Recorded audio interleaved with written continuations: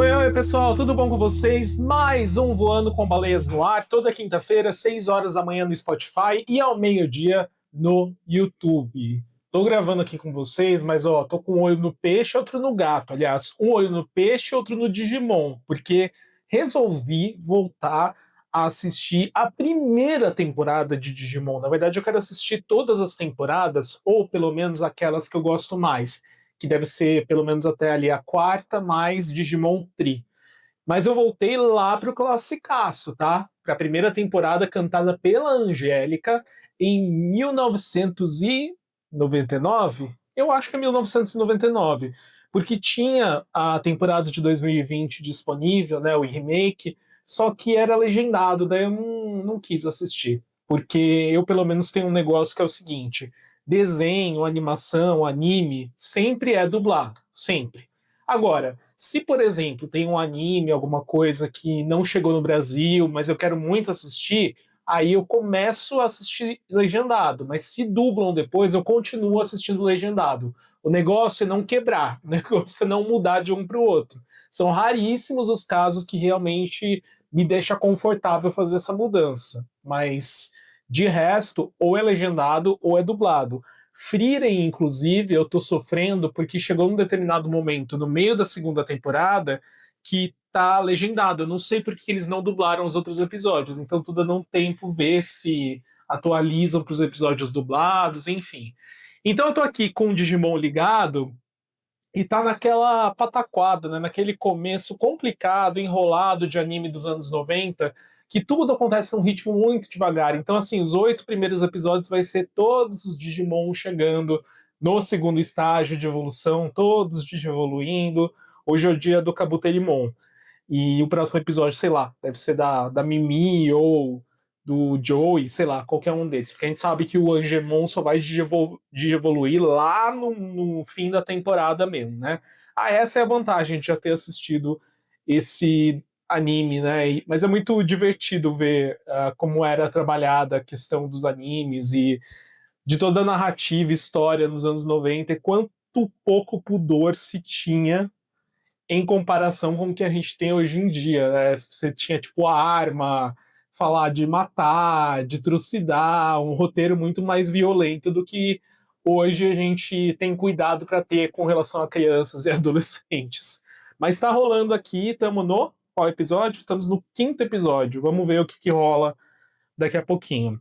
Mas, gente, eu queria continuar um pouco falando sobre o assunto da semana passada, que tem a ver com anime, né? Que eu basicamente passei aí pelos animes da minha infância, alguns que eu lembrava, achava que ninguém lembrava também, outros que eram mais comuns. Mas isso me levou a uma outra reflexão que é: tinha alguns animes que eu assistia escondido dos meus amigos, porque eu gostava, mas eu não me sentia autorizado a falar que eu gostava. Então eram os animes que tinham uma pegada mais shoujo, mais, entre aspas, de menina. Mas como eu falei pra vocês no episódio passado, eu gostava de anime, gostava do desenho japonês, independente de qual fosse. Se me pegasse pela história, e eu já falei isso aqui também, que quando me pega pela história, independente do que seja, mas eu não me sentia autorizado a falar que eu conhecia, ou que eu gostava, ou que eu consumia aquele conteúdo. Tanto é que eu lembro várias e várias vezes de estar conversando com amigos e em algum momento perpassar o tema de tipo, Sailor Moon, Sakura Card Captors, Corrector Yui, que eram animes mais de menina, né?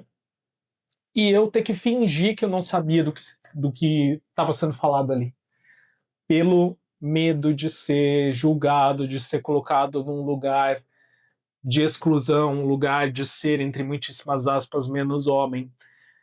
Ou que merda, né? Que a gente é ensinado a performar como homem, como menino. A gente é ensinado que você não pode consumir determinadas coisas porque aquilo, em alguma medida, te desqualifica diante dos outros. E eu tinha realmente esse medo, eu tinha realmente esse receio, porque isso vinha junto com uma série de outras características de menino que eu também não tinha. Então eu não era o menino que gostava de se sujar, gostava de brincar de lutinha, gostava de jogar futebol, ou tinha habilidade para isso. Então, essa característica que eu também tinha, né, de gostar desses outros animes, de conhecer e assistir, eu também precisava esconder. Eu não poderia mostrar, porque imagina o que iam pensar de mim, o que iam falar sobre mim, onde iriam me colocar. E eu fiquei pensando que isso me acompanhou durante muito tempo na minha vida e acompanhou até uma época relativamente recente da minha vida e parte ali do começo da minha vida adulta.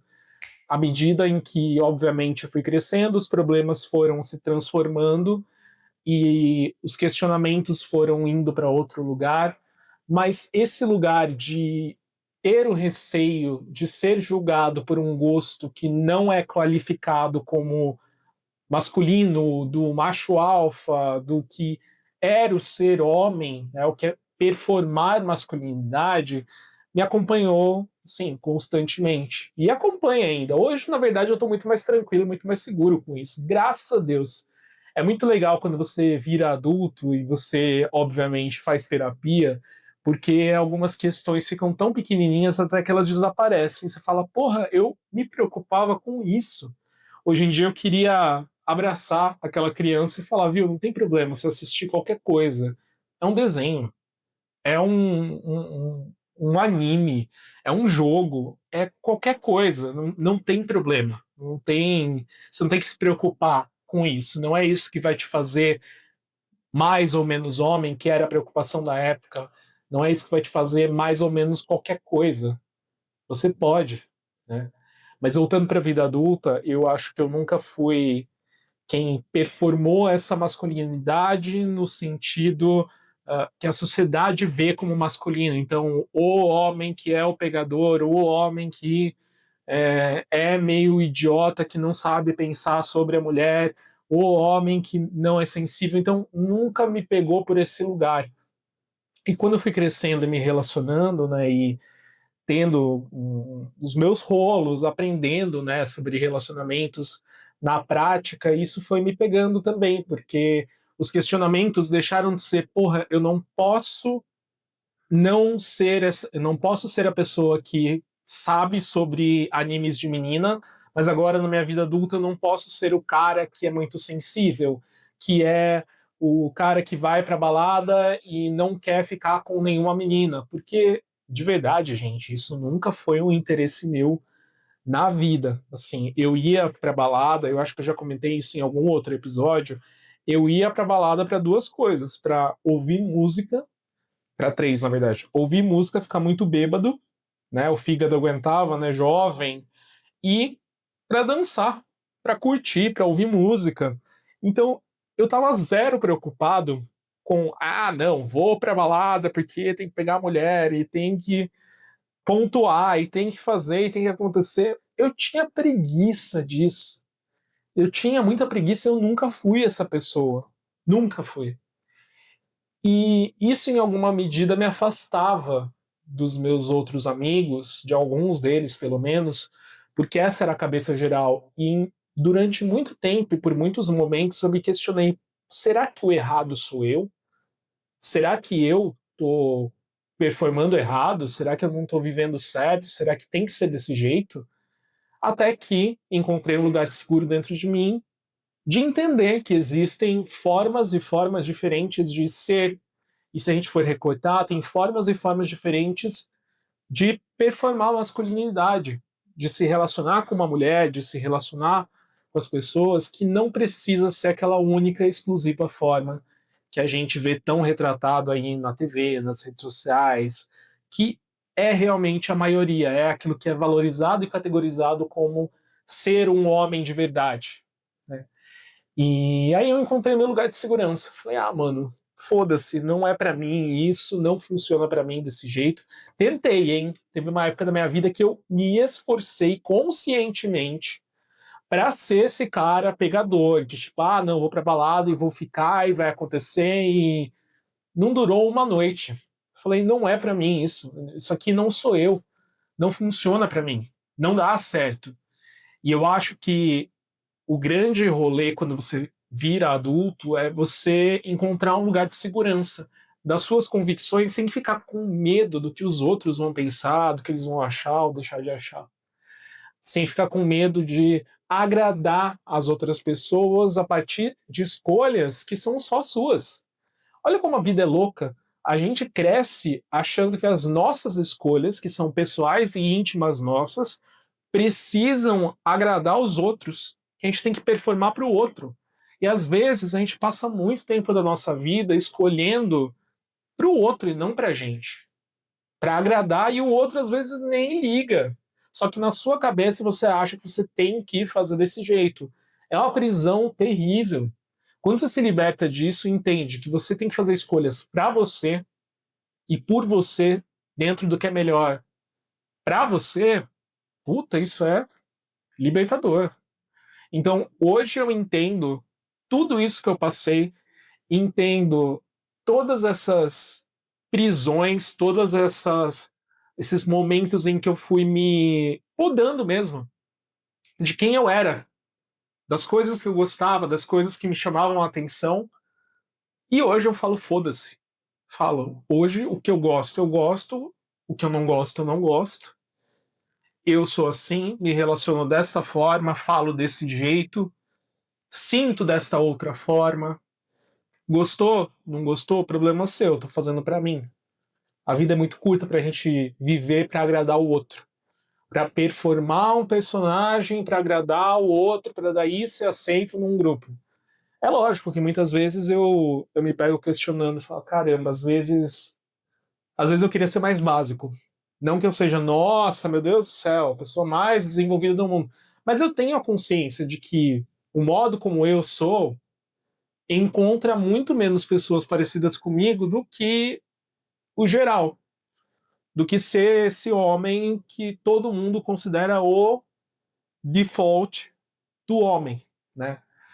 Então, às vezes, realmente bate uma solidão. Você fala, porra, será que eu não vou encontrar ninguém que pense como eu penso, que goste das coisas que eu gosto, que tenha as mesmas ideias que eu? Porque isso é uma dificuldade que eu tenho muitas vezes. Às vezes, sei lá, tô num churrasco com pessoas que eu não conheço, tem um grupinho de homens, tem um grupinho de colegas ali, e eu vou tentar me inteirar e falar, só que os assuntos não chegam, porque as cabeças vão para lugares diferentes. Então, às vezes é um pouco difícil. E às vezes eu me coloco para pensar que é solitário. Mas não tenho como ser diferente disso. Acho que a grande questão é você encontrar pessoas que te aceitem, gostem, conversem, interajam do jeito que você é. E não que te julguem ou queiram te enfiar no modelo só porque elas consideram a sua forma errada ou inadequada ou coisas do tipo. Vai viver sua vida, vai ser feliz. Beleza? Gente, o Voando com Baleias vai ficando por aqui. Não se esqueça então que a gente tem um encontro marcado toda quinta-feira, às 6 horas da manhã no Spotify, ao meio-dia no YouTube. Espero que vocês tenham gostado, que tenha ajudado vocês a refletir. Fiquem bem, se cuidem. Um abraço e a gente se vê no próximo episódio. Até lá, falou, tchau, tchau.